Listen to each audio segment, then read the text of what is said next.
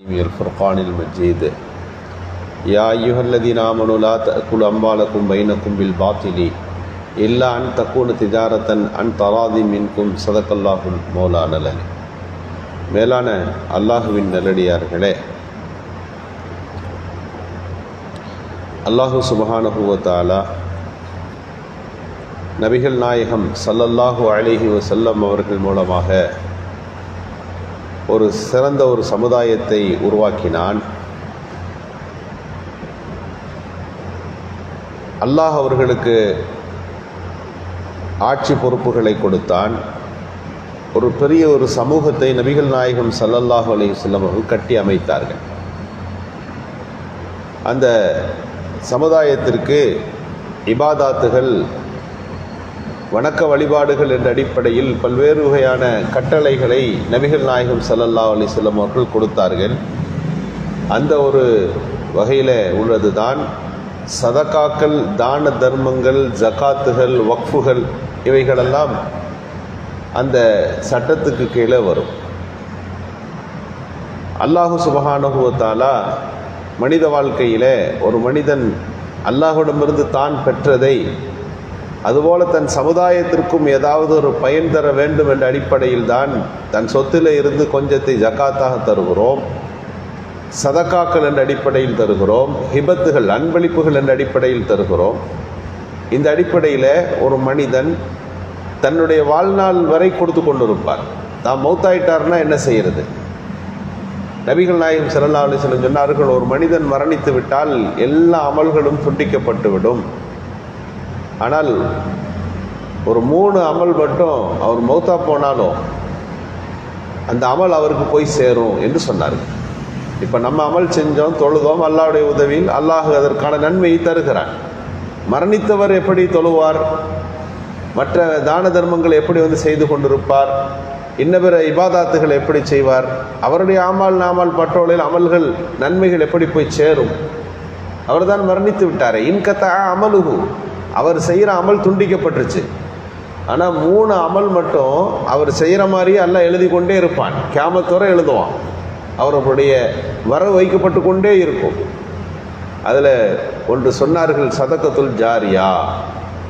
அவர் மௌத்தா போயிட்டாலும் அவருக்கு நன்மை போய் சேர்ற மாதிரி ஒன்று என்னன்னு கேட்டால் சதக்கத்துன், அது ஒரு நன்மை, அவர் தர்மம். ஜாரியா, அது தொடர்ந்து அவருக்கு நன்மை அனுப்பிட்டே இருக்கும்.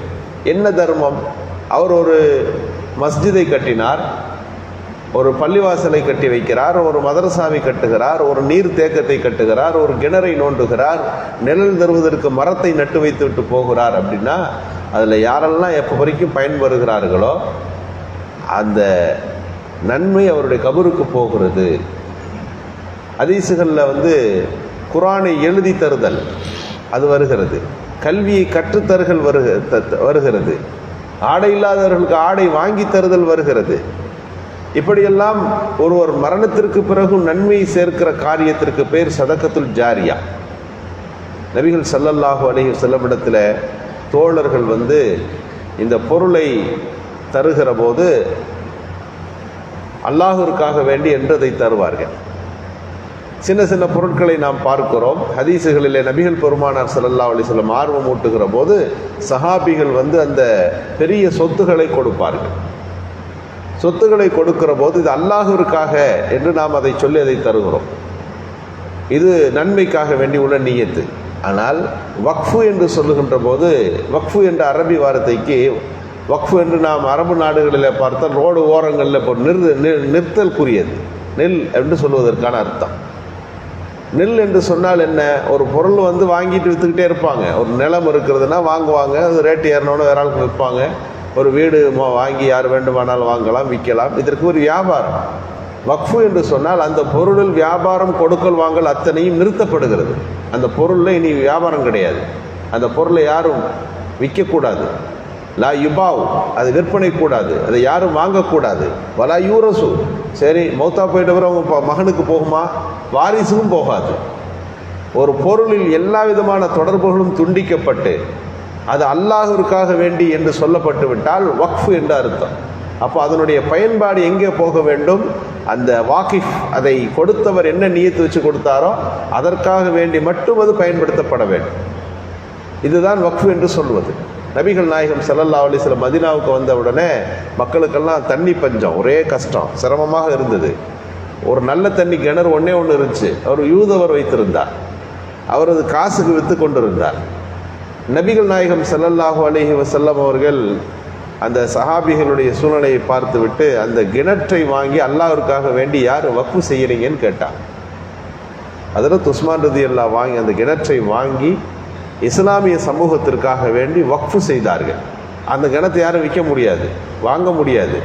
உஸ்மான் ரலியல்லாஹுவுக்கு பிறகு அந்த கிணற்றின் உரிமை ஒரு மகனுக்கும் போகாது. இது அல்லாஹ்வுக்காக வேண்டி தரப்பட்டு விட்டது. மக்கள் அத்தனை பேரும் அதில் பயன்பெற்றார்கள். இதற்கு பெயர் தான் வக்ஃப். நபிகள் பெருமானார் ஸல்லல்லாஹு அலைஹி வஸல்லம் அவர்கள் வக்ஃபு சொத்துக்களை இப்படி பெற்றார்கள். அவற்றை அதற்காக வேண்டி பயன்படுத்துவதற்கு அனுமதித்தார்கள் என்பது மட்டுமல்ல, ஒவ்வொருத்தரும் என்னென்ன நியத்து பண்ணி கொடுக்குறோமோ அதற்கு தான் நம்ம பயன்படுத்துகிறோம். ஹதீஸு ஃபிக்ஹ் கிதாபுகளில் இருக்கிறது. இதில் தண்ணீர் குடிப்பதற்காக வேண்டி நான் இதை வக்ஃபு செய்கிறேன்னு ஒருத்தர் ஏற்படுத்தி வைத்தா அதில் போய் குளிக்கிறது கூடாது. இது குடிப்பதற்காக வேண்டியுள்ள வக்ஃபு. இந்த வேடந்தாங்கல் சரணாலயம் போல ஒரு பெரிய பகுதி, அந்த பகுதிக்கு அதிகமான பறவைகள் எல்லாம் வந்து போகிறது. இதை பராமரித்தா நல்லா இருக்கும் என்று யோசித்த ஒருவர் வக்ஃபு செய்தார். இதில் வருகிற பறவைகளை பராமரிப்பதற்காக என்னுடைய சொத்துக்களை நீங்கள் பயன்படுத்த வேண்டும் என்று அவர் கொடுத்து விட்டு போகிறார் என்றால் அதற்காக வேண்டி பட்டு பயன்படுத்தப்படும்.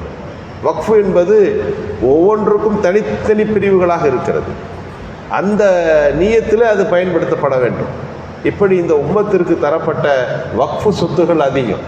மௌத்தா போகும்போது ஒரு வீட்டில் என்ன பேசுவார்கள்னா, மகனுக்கு என்ன கொடுத்துட்டு போயிருக்கார், சமுதாயத்துக்கு என்ன வக்ஃபு செஞ்சுட்டு போயிருக்கார். இதுதான் முந்தைய காலத்தில் இருந்த ஒரு செய்தி. பிள்ளைகளுக்கெல்லாம் இந்த சொத்தெல்லாம் கொடுத்துட்டாரு, அவர் தன் கபருக்காக வேண்டி இந்த நிலத்தை இவர் வக்ஃபு செய்து விட்டு போயிருக்கிறார், பள்ளிவாசலுக்கு கொடுத்து விட்டு போயிருக்கிறார், இந்த கபர்ஸ்தானுக்கு கொடுத்து விட்டு போயிருக்கிறார் என்பது வழக்கம். இன்று இந்த இந்தியா மட்டுமல்ல, உலகளாவிய இஸ்லாமிய சமூகம் எங்கெல்லாம் வாழ்கிறதோ அங்கெல்லாம் இந்த பேச்சு உண்டு. சமுதாயத்திற்காக வேண்டி, சமுதாய நலனுக்காக வேண்டி, எந்த துறைக்காக வேண்டி ஒரு வக்ஃபு செய்து விட்டு போனார். ஆனால் அந்த வக்ஃபு சொத்துகளிலே இந்தியாவிலே அதிகம். எல்லா மக்களும் இந்த சமுதாயத்திற்காக வேண்டி பல்வேறு வகையான வக்ஃபுகளை கொடுத்து விட்டு போனார்கள். நபிகள் பெருமானார் ஸல்லல்லாஹு அலைஹி வஸல்லம் அவர்கள் வக்ஃபு சொத்துக்களை வாங்கிறது மட்டுமல்ல, அது குறித்து ஒன்று சொன்னார்கள். ஒரு போர்க்களம் ஒன்று, ஒரு சஹாபி வேகமாக போரிட்டு கொண்டிருந்தார். ஒரு அம்பு வந்து அவரை குத்திருச்சு. அவர் சக்கராத்தில் இருக்கார். சஹாபிகள்லாம் மர்ஹபா, பெரிய பெரிய தியாகம் செய்து விட்டார், யுத்த களத்தில் நின்று போராடி இருக்கிறார், இவர் சொர்க்கவாதி என்றெல்லாம் பேசி கொண்ட போது அப்படி சொல்லாதீங்க, அவர் வக்ஃபு சொத்துலேருந்து கொஞ்சம் திருடி இருக்கார் எப்படி சொன்னாங்க. பெரிய லெவலில் இல்லை, ஒரு சாட்டை, 1 மீட்டர் துணி, ஒரு சின்ன பெல்ட்டு, அதனால அவர் சொர்க்கம் போகுவது தடையாகிவிட்டது என்றார்கள் ஸல்லல்லாஹு அலைஹி வஸல்லம். உடனே ஒரு சஹாபி ஒரு வாரம் கொண்டு வந்து கொடுத்து, யாரை சொல்லலாம், கனிமத்து பொருள், அது வக்ஃபு தான், நான் ஒரு பெல்ட்டை தூக்கிட்டு வந்துட்டேன். ஸல்லல்லாஹு அலைஹி வஸல்லம் சொன்னார்கள், இது சாதாரணமாக தோளில் செய்யப்பட்ட பெல்ட் கிடையாது, இது நெருப்பினால் செய்யப்பட்ட ஒரு சாட்டை, நெருப்பினால் செய்யப்பட்டது ஒரு வார் என்று கண்டித்தார்கள். சின்ன பொருளோ பெரிய பொருளோ அதை எடுத்தால் வக்ஃபிலே நீங்கள் கை வைத்தீர்கள் என்று சொன்னால் அதனால் ஏற்படக்கூடிய விளைவு ரொம்ப கடுமையாக இருக்கும். ஹதீஸ்கள் முழுக்க இப்படி வருகிறது. சின்ன சின்ன பொருட்கள் தான். வக்ஃபு செய்தது அல்லாஹ்விற்காக வேண்டி. உலகத்தில் ஒரு பொருள் தாம் பொருளை நம்ம எடுத்தால் நாம் அதில் நேரடியாக சண்டையிடுவோம்.